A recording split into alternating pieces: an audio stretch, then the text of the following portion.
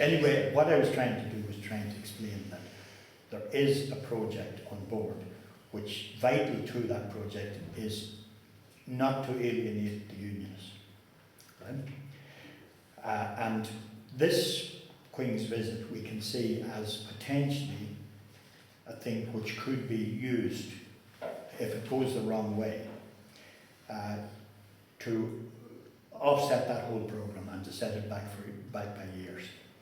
So therefore we are saying, yes, we're going to have protesters. I'm not speaking now as a Sinn Féin spokesman, even though it sounds like I am. But Sinn Féin will be protesting, but it will not be rioting, right? What other people do is on their political judgment of what's right.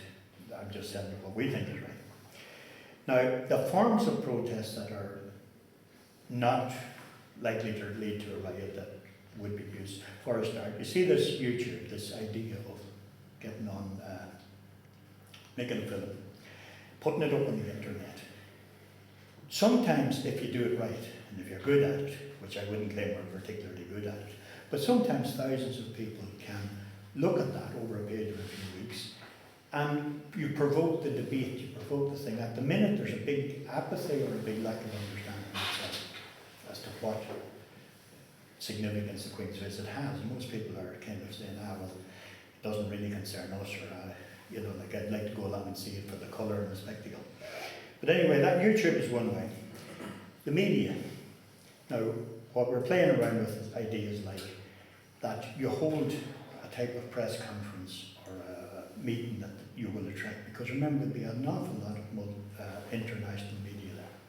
And what you're trying to do is attract that international media and then explain to them the political, social, economic, historical reasons why there are a lot of people who do not approve of a visit from the Queen of England. You can also use lectures and so on as the forum for doing that sort of thing. Now, in terms of symbols, during the visit, symbols like, for instance, black flags. Remember, the anniversary of the hunger strikes is also coming up, and the black flags were used extensively in that. But black flags as a symbol of protest in key places could be highly visible, and foreign reporters and cameramen will quite likely take notice of them.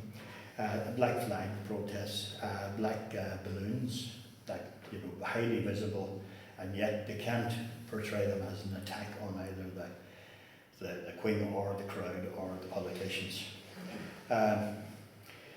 Meetings, speeches, marches.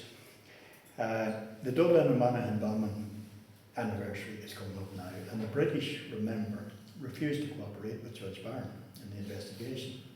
And in particular, the British military attaché in Beijing was wanted by Barron to question, because he had been a military intelligence officer in the north at the time the loyalists were supplied with the bombs. They weren't capable of making them themselves, supplied with everything and just given the map to Dublin.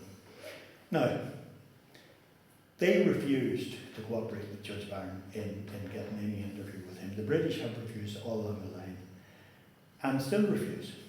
And what they've done now is they've closed the whole thing and said, that's all over, that's all settled. But this is a case of international terrorism.